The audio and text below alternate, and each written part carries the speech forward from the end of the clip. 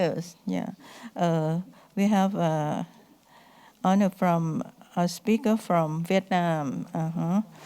He will talk to us about revisiting anxiety disorder, real world scenarios, anxiety disorder in practice. May I introduce our speaker first? Dr. Le Ding Fong, is that right? Yeah, he is a head general practice and family medicine, Department FV Hospital, Ho Chi Minh City, Vietnam. Has more than 12 years of experience in internal medicine, particularly in critical care medicine and tropical disease. Special interest in cardiology and metabolic disorders, diabetes, and integration of mental health care in primary care setting. May I invite Professor Le Ding Fong, please. Yeah. Good afternoon. Thank you very much for Madam Chairperson for the warm introduction. But I would say I feel a little bit anxiety although my report is on anxiety, because you are specialists on psychology, but I am not. Yeah. Okay, let us say a few words about my journey into the psychology. After graduation, I spent 12 years in intensive care unit. At that time, everything I know is about neurology and psychology is Glasgow Coma Scale. And after 12 years, I joined with the Franco-Vietnamese hospital, a general hospital, and I'm responsible to take care of the patient in internal medicine at the outpatient setting. And I recognize the mental health disorder is a huge problems in our daily practice at the out and inpatient too. That's why today my presentation is not a lecture, but my personal report on the current situation at Vietnam. I think maybe it's similar or different with your country. It is my disclaimer and disclosure. Yeah, the current situation of Vietnam, according to the national statistic, the prevalence of the depression and anxiety is about 15% of the whole population, 100 million people. The picture is young, you can see and the slide, and 4% of the depression of the whole population think about the kill themselves, and we think 4%, 25% of them kill themselves successfully. And according to the data of the NGO, not from the Ministry of Health, 40,000 cases of suicide case kill themselves every year. It's about more than 100 cases a day. We saw a lot of cases about the suicide in the newspaper every day. It's a sad story. But surprisingly, the official data from the suicide Vietnam has been a secret. Yeah, as many all the Asian countries in Vietnam, national statistic to suicide is simply unavailable. You can see the map at Vietnam. Yeah, it's blank. We don't know exactly, but at least more than 100 cases a day. That's why I read article on the internet with the very sad comment, Vietnam is killing herself in silence, because no one knows the whole figure of the picture. But unfortunately, the network for the healthcare system is very, very poor. Compare the number of the psychiatrists in other countries, the number of the psychiatrists in Vietnam is low, surprisingly. It's about 0.2 psychiatrists for 100,000 of inhabitants. And we can convert to 2 doctors for 1 million people. How can they do this? How can they do this? That's why the heavy duty of the psychiatrist is on our shoulder, not psychiatrist, clinician. I estimate a GP in my daily practice. We have 7 GP. We have to see about 40 patients a day, and I estimate at least each of us have to see at least a patient with the depression or the anxiety on daily basis. It's really a heavy duty for us too. And another thing is a paradox in the whole around the world and in Vietnam too. A clinical paradox is just 1/3 of patient has been proper diagnosis and treatment. There are a lot of several reasons, but at least allow me to enlist some reasons, some common reasons at Vietnam. The first thing is social stigma. Vietnam is a country under the Confucius influence. And that's why we had been taught from the childhood, you should be a strong man, you should hide your emotion, you should show your weakness, you should show the sad story. And at the wartime, the weakness and the depressed mood sometimes is considered as the guilty and has been improved by hard labors. It's true. That's why the patient, at least of 50% of my patients deny the diagnosis of anxiety or depression at the first consultation. And of course, you can see we lack of time, lack of awareness from non-psychiatrist doctor. And the most important reason, in my own opinion and observation, is the diversity of the somatic symptom. Why I can say this? In this slide, you can see the clinical figure of the anxiety or depression patient show at the office of the psychiatrist and primary care level is very, very different. In the psychiatrist, more than 90% show with the psychology symptom. But in our office, majority of them come with us with the somatic symptom, not psychology symptom. And which is the somatic symptom? Is a variety of the symptoms from the rubbish of very severe symptom, prolonged tiredness, insomnia, loss of appetite, body ache, BP dropping, dizziness.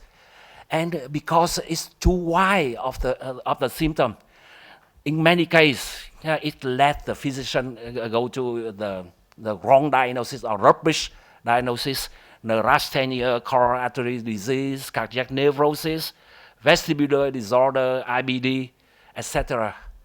But the truth is, majority of the somatic symptom at the primary care level has no physical reason. You can see in the blue bar of the each symptom, and the orange bar is represent the patient with a true organic reason. That's why sometimes I see some foreigner or Westerner patients. Sometimes they come to me and say, "Hi, doc, I am in anxious state or in depressed mood." But for Vietnamese people, I never heard it. Yeah, they come to see me and complain about everything except the mood. Yeah, and that's why sometimes we lost our way, and it's overuse of the test, very expensive test, and consumer time for CT scan, MRI, and even coronary angiography to make the diagnosis. And the questions I raise today to ask your idea, how to make the fastest approach in the busy primary care setting. It's not easy for us because let I mention more detail. In the background of a lot of underlying disease, such as kidney failure, heart failure, hypertension, cholesterol, stroke, we have to hear a lot of somatic symptoms like a puzzle. The patient put a lot of puzzle in our ear. Doc, I got the chest pain, I headache, I got the insomnia, palpitation, squeeze of your chest, and which is the master puzzle to make the whole picture of the anxiety or depression in primary care setting. Yeah, I learned a lot about the scale in the lecture in yesterday. Yeah, GAD 7 score, PHQ 9 score, but like you I send the music because it's time consuming. Yeah, we have about 15 minutes to see a patient, and sometimes I think it's the cultural factor. For example, a lady from the rural area, an old lady, how can they do the questionnaire with the language like this? Because I think it's a level of culture under privileged area. It's not easy to understand by patient. That's why I feel lucky when I read an article from the Japanese authority carry on the Japanese Asian people. They found two predictor factors can let you into the screening, the anxiety or depression.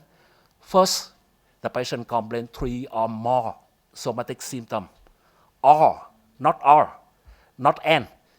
The patient have been seen by more than 4 doctors. They jump a lot from the neurology, from the cardiology, from the diabetology, and go with you with the big file of the medical dossier. If these predictor factors have a predictive values very high with the statistically difference. I think it's very useful in my daily practice. If the patient fulfill 1 or 2 criteria, we jump into the screening question, a simple screening question to compatible with our local patients. Do you worry excessively about minor matters more than 2 months? Do you feel too sad within 2 months? I think that's enough. That's enough for our workload. And another thing we have to handle with the concomitant disease, comorbidities, co-treatment or make a differential diagnosis.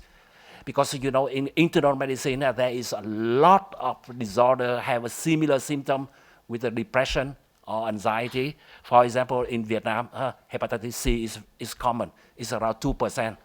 Thyroid and adrenal disorder, especially the adrenal disorder, patient taking corticoid for a long time, and they stop it and they fall into the adrenal insufficiency, and they feel fatigue, they feel depressed mood, etc. Neurology, post-stroke, Parkinson, autoimmune disorder, especially in lupus. My daily practice, I prescribe SRA for nearly all patients got the lupus because I recognize the depression is very common in the lupus or rheumatoid arthritis. And the most difficult thing, yesterday I heard a lecture here, 80%, more than 80%, the patient with the chest pain go to the emergency department. It's really a big challenge for our colleagues at the emergency because they have to make differential diagnosis between the true angina pectoris and the unspecific chest pain of the panic attack. It's a legal matter. How can they dare to say the patient go home and take some sertraline or some benzodiazepine, your heart is okay? Yeah, it's very quite a challenge. I can understand this. And let us say some last slide about our current treatment of the primary care level. At the outpatient setting, I usually mostly notice the initial dropping of moods in the first few weeks of the treatment, even the lowest dose. And that's why in the statistic of the New England Journal of Medicine, they estimate at least 50% deny the treatment and quit the treatment without the confirmation, without the consolidation from their doctors. And we, as a medical lecturer of the medical university, I have to facing with the realities, inertia of the medical community. It's very easy to think it's the business of psychiatrists. Send them, send the patient for psychiatrists. It's not my business. It's a big problem. But how can the psychiatrist can receive at least 50 patients a day for one hospital? It's not easy. They are unfamiliar or fear using of SRI or anxiolytic, and because they lack confidence, they prescribe too small dose of the SRI for a long time, for years, with the sertraline is very, very low dose. It's not reach the target dose. And it's easy to prescribe overuse or benzodiazepine for 1 or 2 weeks to calm the patient. And they missed their way. They lost their way on the focus on the somatic symptom by herbal, antacid, PPI, beta blockers. Yeah. And that's why for at least 20 years ago, when I joined with the General Hospital, my action plan is just one word: MEDUCATION.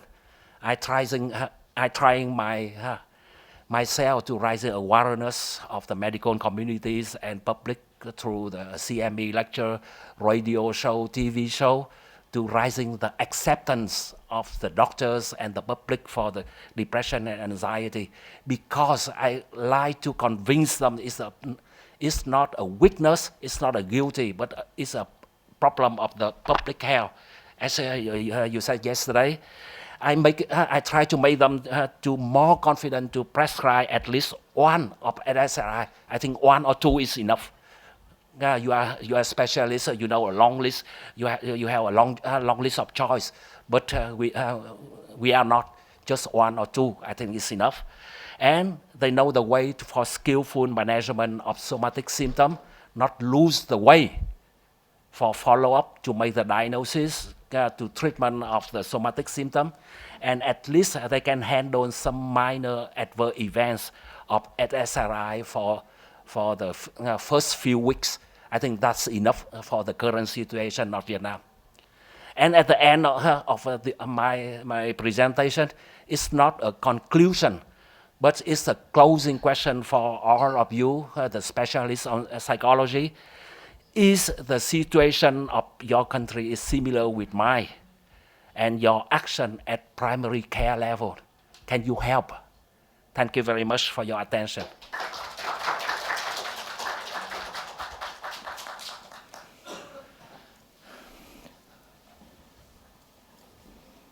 So questions or comments? I would like to ask. I'll want to make a comment and then ask you a question. Yeah. Your situation is not atypical of low and middle income countries. Things are much worse in parts of Africa. And even in India, things are very bad. In India, over 10 years, between 500,000 to 750,000 farmers committed suicide. And you can't get proper data on that.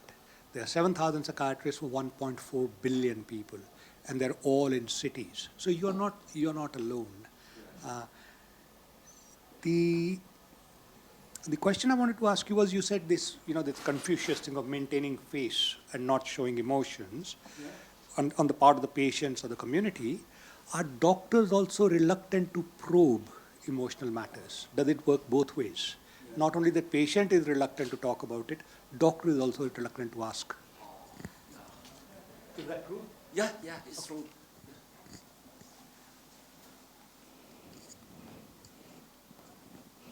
No? Hi, Doctor. Thank you for your sharing. So, Okay. because I come from Singapore, actually the situation is not that much different as well. And we see the somatization, especially in older Chinese patients, especially. They are depressed, but they will tell you a list of somatic symptoms. And sometimes, in order to get them to take antidepressants, we have to give them other medications for pain. So they will insist on the paracetamol prescription. Yes, doctor, I'll take the antidepressant, but please remember to give me the paracetamol. And sometimes that's how we get them to keep coming back. And they think, they don't realize that they're being treated for depression. I'm here for the paracetamol, which helps me with my pain, and I guess with the physical and emotional pain. Yeah, so just to let you know, the situation is quite similar. Even then, they come to see you, a specialist or psychiatrist. By the time they come and see us, they feel quite upset. I don't know whether how the situation is, when they feel that, when they were told that they have to see a psychiatrist, it's almost as though they feel that no one believes that they truly have a physical problem because they've gone through, all the specialists. So we still have to treat them based on their language, what is being expressed to us. So I guess emotional pain comes out as physical pain for some of these patients, and then we just kind of treat both at the same time. So it's kind of like a trade, I'll give you antidepressant, and I'll give you a paracetamol, but please take your antidepressant as well. Yeah. Okay. And one question for you too. Do you think the language of the GAD7 or PHQ9 is unfamiliar with the Chinese? So because Singapore is multiracial, there are 4 main languages. Not everyone speaks English, and so you can imagine there is no. We try to translate as many of the questionnaires as possible, but I think the lack of clinical time is really the main rate-limiting step for us to administer these questionnaires. So to give you some idea of how we do it in practice, because I worked in community psychiatry, so we did a lot of training for community providers, VWOs, also for GPs. And we train them, we handhold them, and after a while when they feel confident of doing the right thing, because I guess as doctors we just want to be sure that we're doing the right thing, right, by the patient. After a while they are more than willing to take on cases, simple cases, and that really eased the load on the tertiary institution in Singapore. But still the problem is still quite prevalent.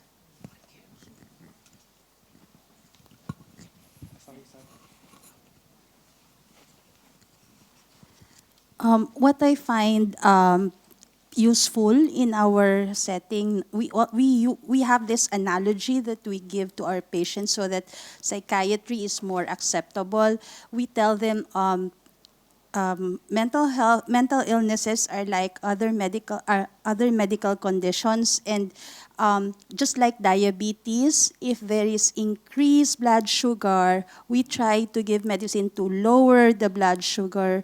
In the case of depression, there is low happy hormones, so we try to also correct the chemical imbalance. For them, that is more simpler, and because diabetes is really, everyone knows what diabetes is. And if you put it that way, then they can accept depression better that way. I don't know if you use those analogies in your practice too.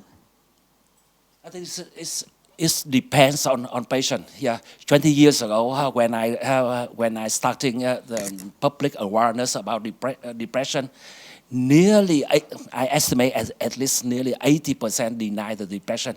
How dare you say I am a crazy man? Yeah, but now the situation is much better. They're more acceptable, and sometimes it's fashionable.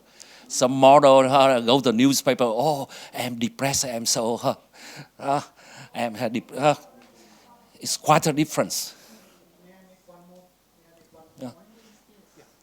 So I don't know if it'll help you, but England went through quite a process of GP training, particularly for depression.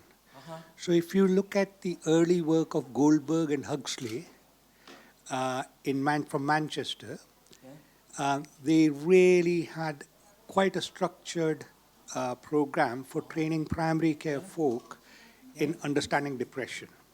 And it's worked very well. It has worked well. Now, England has resources. You have a resource problem. You have a problem of, I don't know if everyone's registered with a GP, but it's well worth looking at that model, because you might find things over there that can be of value. Yeah, thank you about your advice. I did it 20 years ago, and that time I observed after a training module about the depression at a primary care level, the number of the patient has been diagnosed with the depression in the general hospital go to 3rd time. Yeah. About PHQ9, do you have the Chinese version?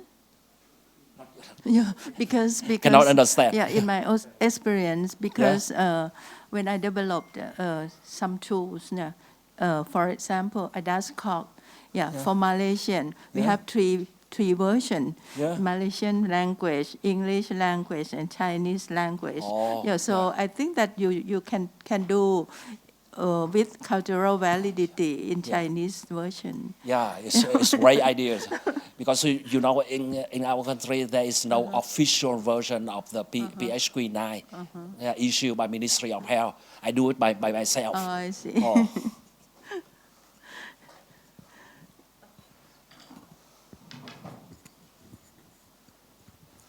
Thank you so much, Dr. Lee. What we had in mind while curating the agenda was a typical case presentation, but the way that you presented it, you just flipped it around, and I think you presented a much larger problem, which is relevant to all of us as a region.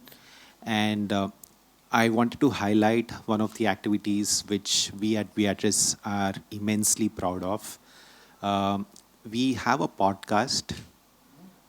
It goes by the name of Listen Well. But unfortunately, it is in English. I'm not sure about the usability in Vietnam, to be specific, but it is useful across. It is predominantly a public information, not necessarily patients.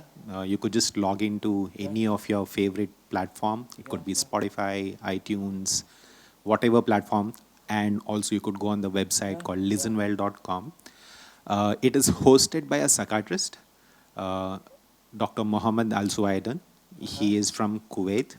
And it's a very, very laymanish conversations that he has with multiple specialists. We have an episode where he has interviewed a patient of diabetes, an endocrinologist, chronic pain. We discussed topics like resilience, COVID-19. So this could potentially be something which you could explore in Vietnam as well. I will also talk to my colleagues from Beatrice, and I think this is available free of cost. And this can somewhere promote a lot of awareness about mental health diseases in general population and general public.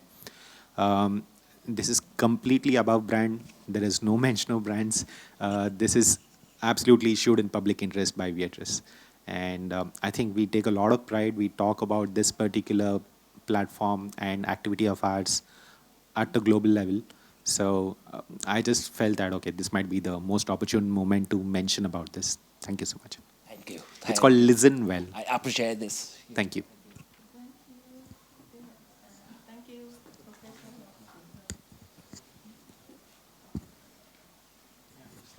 Maybe give a comment. I think one of the things that effective way to really raise the awareness, at least for mental health here in the Philippines, was really targeting the youth. The youth are more open, and they use a lot of the social media. Now, one time during the pandemic, and then usually it's good if we can get patients to talk to about their experiences, group therapy. Yeah. So one time when one of our patients posted on TikTok about mental illness and then how to access care, like in one day we had 2,000 patients, new patients coming in. So I think that may be something very effective also. Thank you. It's a good idea. So thank you so much, Professor. Okay.